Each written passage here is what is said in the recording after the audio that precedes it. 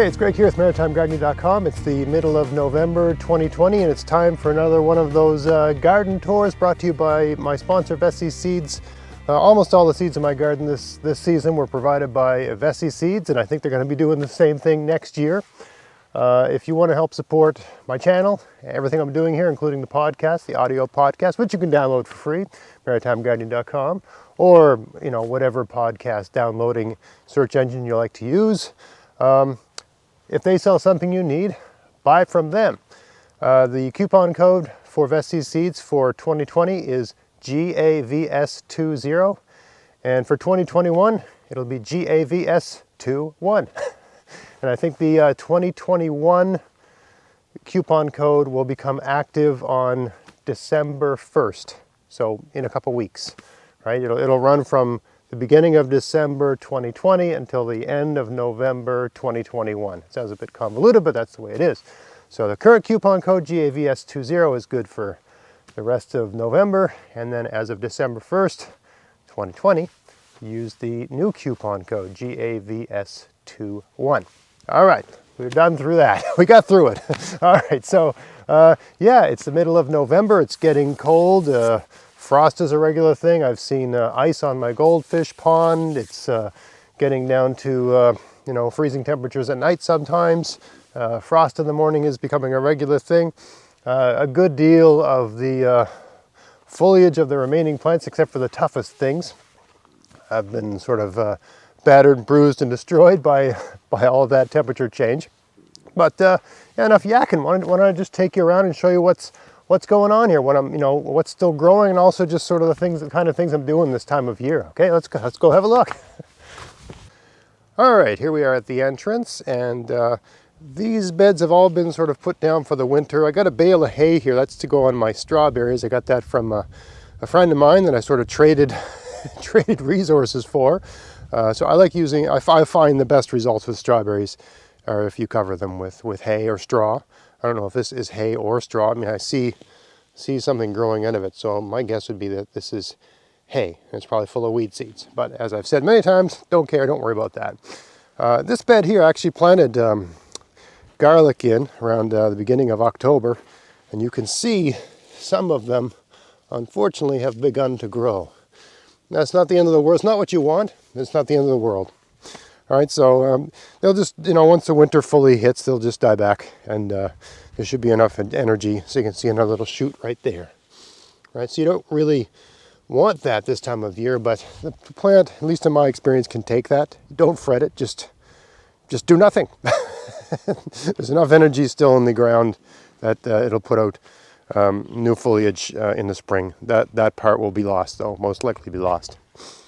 Okay, so heading in here, this bed is a weedy mess, and I've not done anything with it yet, and it still is like that. I got to get that soon. The ground's going to start to freeze soon, so there's a number of things. My general attitude to getting stuff done in the garden is I do stuff when I feel like it, unless I have to. And middle of November for just reorganizing gardening spaces. You're getting to the have-to time of the year where I live, because eventually the ground will freeze and all your options go away. So yeah, this garden here needs to be sort of dealt with. Basically, I just need to pull out everything that's a weed and put a mulch over it. Take about 15 minutes. That's all it'll take. All these little beds. This bed here, I had potatoes growing last year. I actually took some of the French sorrel that was growing in with this kale, which is a terrible pairing. Do not plant French sorrel with kale. And it's a perennial, so I decided to make that into its own garden. It looks like something's been eating this sorrel, but I think that's me. I can't remember, but I think I've ripped these off to make soups and stuff like that. It's a wonderful thing to add to soups. In these little tiny boxes here, I just put herbs, because that's kind of, they're ideal for perennials like that. And that, if you notice what I've got going along the edge of the fence here, right, is what they call a keyhole garden. Right, this way I can get in, I can access this, I can reach the center of this, and from that part I can reach the center over here. Right, that way I can use this wall the best, right? You're not stepping on your garden, you can get in, you can access everything. That's the idea for the keyhole garden here. And I could have made these a little bit deeper, I suppose, right? But anyway, that's fine. This one here last spring I planted, what's it called, bloody dock here. And it all grew, but I got a lot of it, so I thinned it out and actually decided, these gardens here, they're kind of shady spot. I kind of seem to get subpar results here because there's a lot of shade. So I figured, why not just plant perennials here that, you know, I don't use in an incredible amount. If I'm going to make a soup or something like that, or some kind of sauce, and I need some extra greens, flavorful greens, come out and grab some of these. These ones here, these bloody duck, they're kind of a lemony taste if I was to put my finger on it. So they're nice to add to a lot of things, right? So just one more totally low maintenance plant. I mean, I took a kind of small clump here, but you can see it coming in, right? But it's a perennial plant. It'll come back every year. And they'll get bigger and bigger and bigger, and just very low maintenance. And I don't care that they won't grow super fast in the shade of all these trees, because I don't use incredible amounts of it, right? But certainly that's enough. It's enough for that's all I'm going to need for different kinds of soups and various kinds of sauces, and even pasta dishes. I'll cut it up and throw it in, or to be eaten with greens. Like you can take some of these and throw them in with your kale, right? And my prediction, I don't know, this is my first year with them, is that these will come in early. My prediction is that these will start to grow when all my yard weeds start to grow. I tend to get dandelions on my lawn weeks before I actually have any kind of kale to harvest. So my prediction is that these will be available early in the season. I'll have a nice little green, right? Even though they're not the most, they don't taste like kale. They're a very strong tasting plant, but they're edible and they're green, and I don't have to do anything now. All I got to do is just throw mulch on this, keep it mulched, and I'll have these for, well, ad infinitum, right? These beds have all been put to sleep, mulched and put away. I think this one needs a bit more mulch. Same with over here. I still got lots of kale, right? Plenty of kale going on. And this is the time of year I really start getting aggressive with blanching and freezing and putting away. I've got videos on how to do that. It's the best way to use your kale. And this is the best time of year to do it because it's sort of, the taste is at its height. So it's your best use of your energy to start socking it away. And the good thing about the kale this time of year is not getting hit by slugs overnight, because it's just too cold for them to emerge. Still got carrots in the ground. I should talk about carrots for a minute. So my approach to dealing with the carrots, and I've got some huge carrots out of this garden. I don't want to get, my hands are freezing right now and I don't want to get them in the ground, but I've got some huge carrots. Maybe I'll use the tripod a bit later on and show you, but some of these are just, I mean, these have been growing since, I mentioned this in a video earlier where they, my first shot at growing carrots failed and I replanted. But I picked a carrot out of the ground yesterday. It was 1 foot long and it was about 3 inches in diameter at the crown. So that's a big carrot, right? They're not all that size, of course, right? But and that's just with a June seeding, right? And they've been growing ever since, right? Luckily, the climate here is kind of ideal for growing carrots because we have a really lousy spring. Things don't heat up here till like June.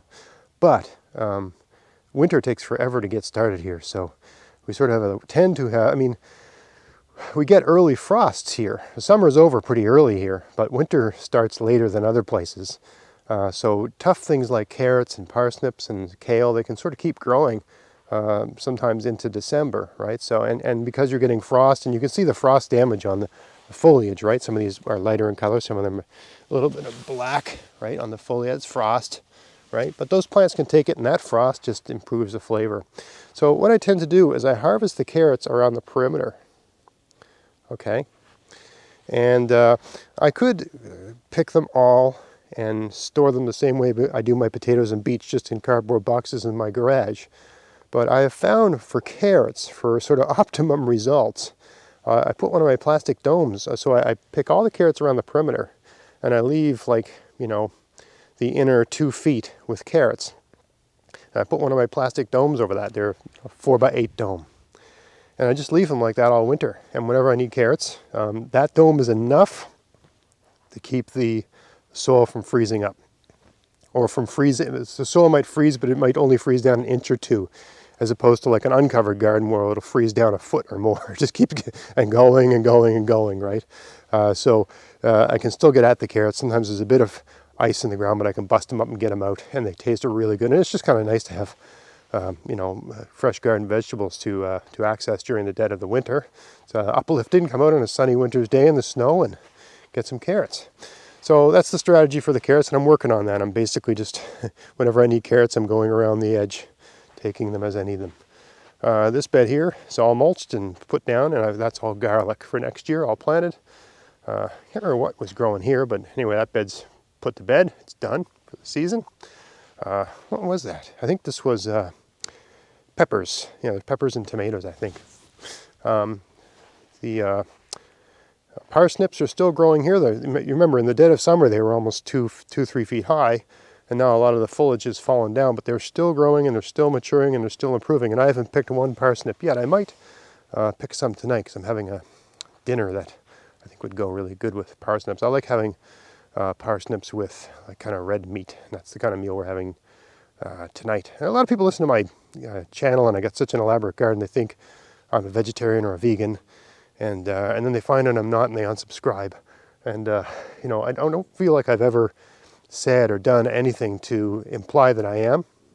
The fact that I have a large garden just means I like vegetables, which I do. And I'm not morally opposed, or I have no issue with people that are vegan or vegetarian. I think that's great. Yeah, I mean, I don't see why a person just can't be, you're watching this channel to learn to grow vegetables, not to, get into various political arguments. I try to stay away from that as much as possible. So, my goal here is to help you have a better garden, not to tell you how to live. Anyway, parsnips, definitely. This is the time of year. Around now is when I start picking, the middle of November, because we've been having a lot of frost. And you can just tell they've sort of been, if you remember in the summer, they were big. They've been beaten down. That means the frost has bit at them. And now the flavor is getting good. These don't look like much. But if I really didn't thin these. But, let's see. Yeah, they're growing in clusters there. But anyway, there's an inch. Anyway, we're going to have different sizes here, but some of them are going to be big and some of them are going to be small, but I anticipate a good parsnip garden here. The ones that are growing, I got some growing in another part of my garden. I was very actively thinning those. So if you thin your parsnips, keep them all 3 inches apart, you're going to get big parsnips. If you just leave them alone, they're going to be like an inch at the crown. If you thin them 3 inches apart, you're going to get 2 3-inch crown parsnips, which is what I did over there. I don't know why I didn't do it here. Never got around to it, but still parsnips, right? Okay, we got some nice kale growing here. These rhubarb are completely done. Need to throw a mulch on there. The grapes are done. It's funny. There's 2 kale plants here. I moved them here in like June or July, and I haven't gotten any kale off these all year because there's so much foliage and stuff from there was raspberries here. These were just completely destroyed by slugs and snails all summer long. There was hardly anything here. These plants were just barely hanging in. And the last month, because it's been too cold for the slugs and snails to attack them at night, they've actually started to grow a bit. But yeah, you wouldn't even notice them growing here maybe 3 months ago, even though they were, at equal stage of maturity as those ones, right? Just because they were nestled in with all these other things. And, basically if you plant anything that slugs and snails like in a place where there's a good amount of shade, that plant is going to have the tar kicked out of it. But see, the leaves have fallen off the grapevine, right? And I've removed a lot of the raspberries here, so it's way less shady. It's much more sunny. Snails don't like that, so the plant's starting to grow. Because it's not like the roots weren't developing all winter long or all summer long, right? It's got a good root system, so now the thing can actually do a little growing, and it's doing it. This is where I had my potatoes last year. These are some raspberry canes that I pulled.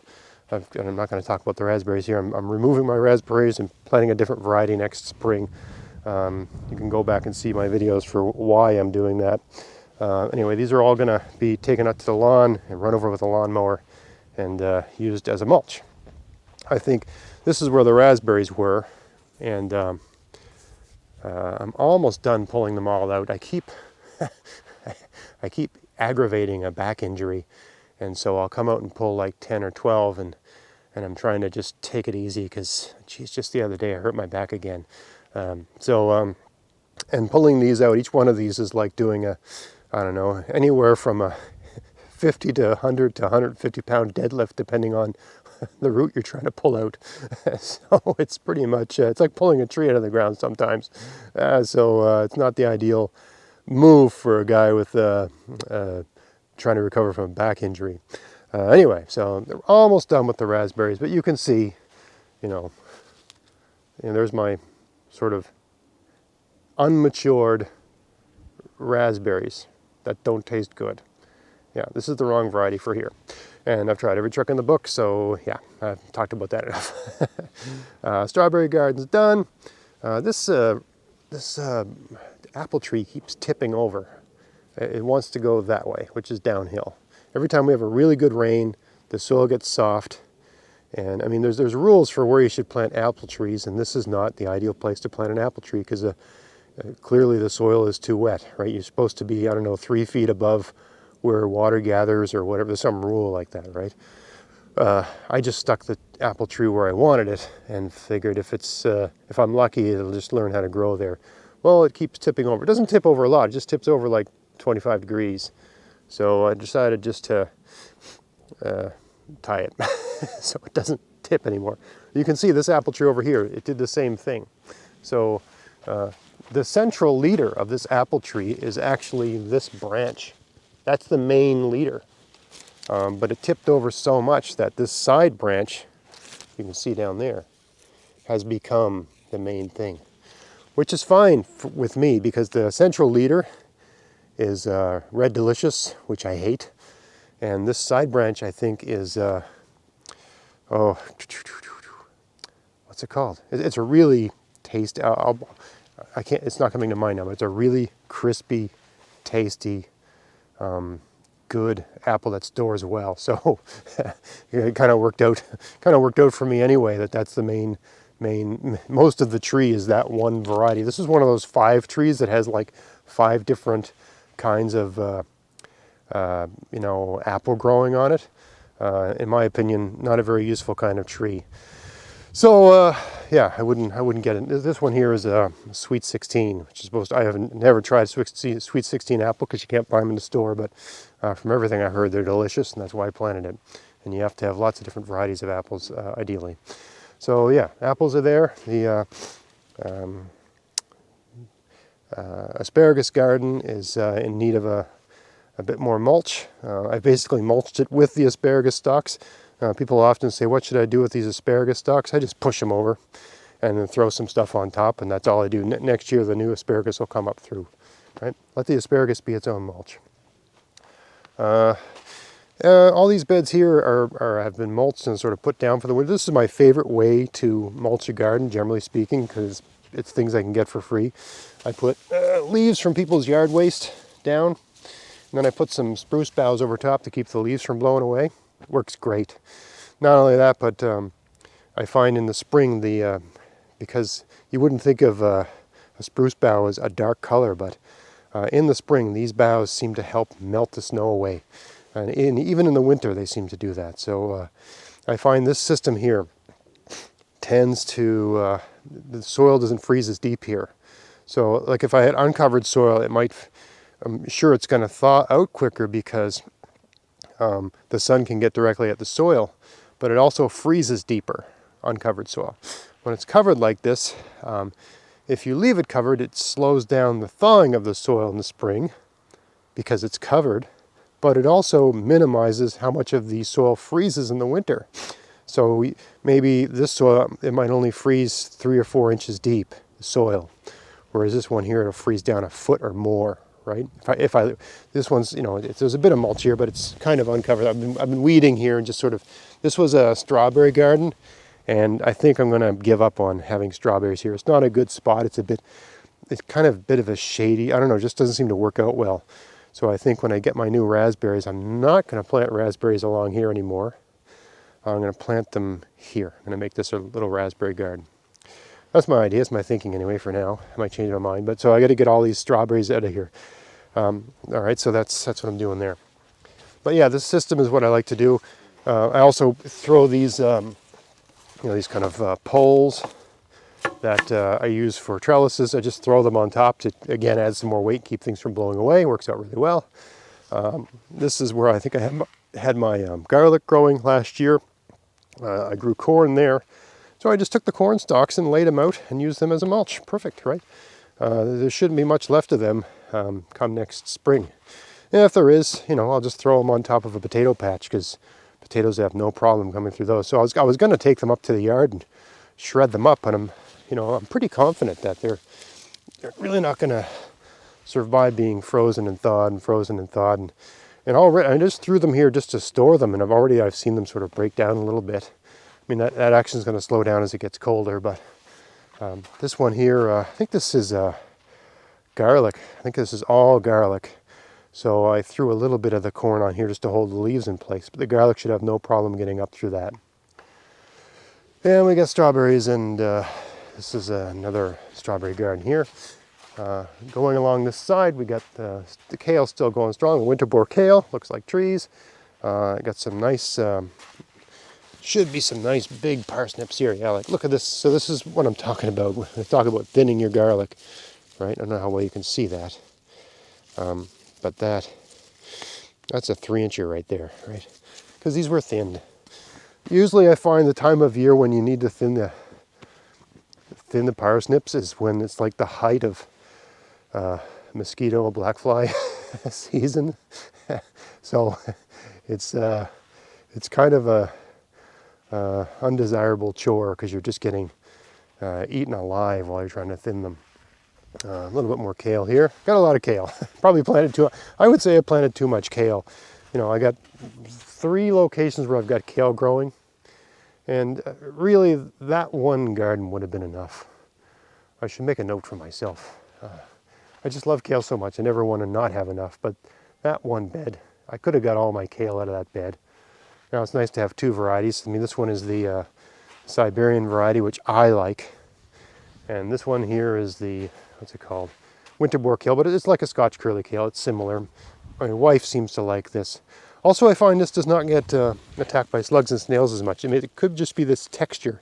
Maybe they don't like crawling on it. I don't know. But I don't find it seems to get anywhere near the same amount of attack. Also, it tends to be up, right? So the snail, I mean, really, the snail's going along the ground. It comes across this, doesn't, it's got no interest in this. So it just leaves it alone, right? Once you've taken off a few of the lower ones, it's really not interesting to a snail. He's not going to go up here and investigate, right?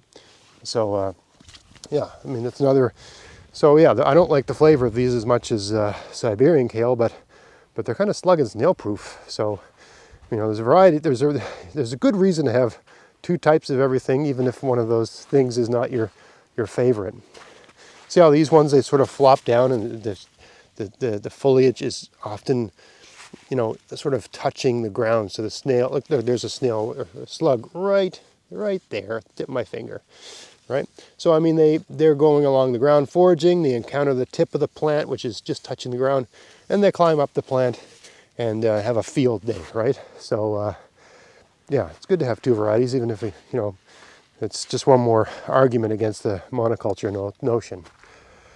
Yeah, blueberries are done being blueberry plants, right? All the foliage is fallen. What else we got going on here? I think I planted garlic here, so that's all mulched and done. This is a parsnip garden, but on the sides I've got parsley. And I really should, and parsley's starting to get some serious frost damage, so I should really go at that parsley and pick it all and sort of freeze it in a little ice cube tray type deal to use throughout the winter as a herb in various dishes, as opposed to just seeing it go to waste. So it's just one more thing to do. I've lost. I probably could have got another meal out of these artwork broccolini, but I forgot to, and they're I mean, maybe there's something there that can be used. But I let them go. See, they're starting to go to flower. I let them go a little bit too long. Not diligent enough with harvesting these. I probably should have had a complete harvest off of these a couple weeks ago.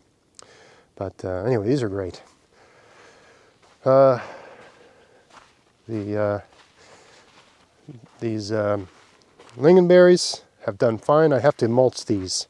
So I'm actually going to steal some moss from down there and down in the forest there. The forests in Nova Scotia, especially this part of the province, basically if you're walking on the ground, you're walking on moss. It's just a moss fest. And I think that's probably a good, since these I think naturally grow in sort of boggy-like ecosystems, ecologies. I think they probably like that. So I think I'm going to try moss for last season they were mulched with just yard waste, and I've got a lot of yard waste weeds growing here. So I think I'm just going to put a bunch of paper down to smother all that and put some moss on that. Maybe I'll make a video on that. Tomatoes are done completely. Everything's just rotting away. Squash over here is done. This garden here, my goodness, the soil has just dropped below grade. Look, now here's my walking path grade, and then you go down about 4 inches and you're at the soil grade. Actually looks like I didn't get all the, whatever I had growing here. Seems to be some onions, or I had some Egyptian walking onions here, and maybe I didn't get all the babies because I can see little onion shoots growing here. But anyway, this whole garden, maybe I'll have time to do it this fall. I was hoping my back improves a bit, but it needs to be brought up a bit. It's a bit low, so I think this needs to be converted into a hugelkultur bed. This is a hugelkultur bed, right? So, there's a bit of slug damage on these collard greens, but there's still some good ones there. But clearly, aside from the slug and snail damage, the soil's good. Right? Doing fine. So I think maybe this could be my next hugelkultur project. It's a bit of work, but then you don't have to deal with it for years. And all these beds are done, and this is garlic for next year. I'll plant it and square it away with some leaves on the ground. So can't wait to see how that works out. I didn't get good results here a couple of years ago. I planted beans here this year. They grew all right. So then I planted garlic. It's a nice sunny spot. These rocks grab a lot of heat, so we'll see how she goes. Anyway, that's where we are, middle of November 2020. Plenty to do out here in the garden. No lack of things to do on the weekends. If I want to, I can spend the whole day out here, and there's things I have to do, there's things I'd like to do, and there's things, it's always that sort of thing. You start with the things you have to do because, you got to get them done. Like whatever few weeds are still kicking around. I only got about 2 or 3 beds where I've got a bit of weeding to do. Probably 45 minutes of weeding is all that's needed for the remainder of, that's the only chore-like thing I have left to do here. Weed and then just throw a bag of leaves on top of it and it's ready for next year. But there's a lot of things I want to do in terms of like turning that bed over there into a hugelkultur bed to bring the soil level up a bit. There's some gardens I want to change their shape, make them a little bigger.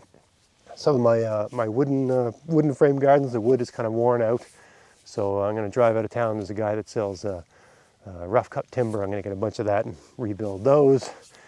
And everything's going to be frozen in a few weeks, so I don't know how much of that stuff I'm going to get done. But I always plan to do more than I actually get done, and that way you're never out here twiddling your thumbs wondering what to do.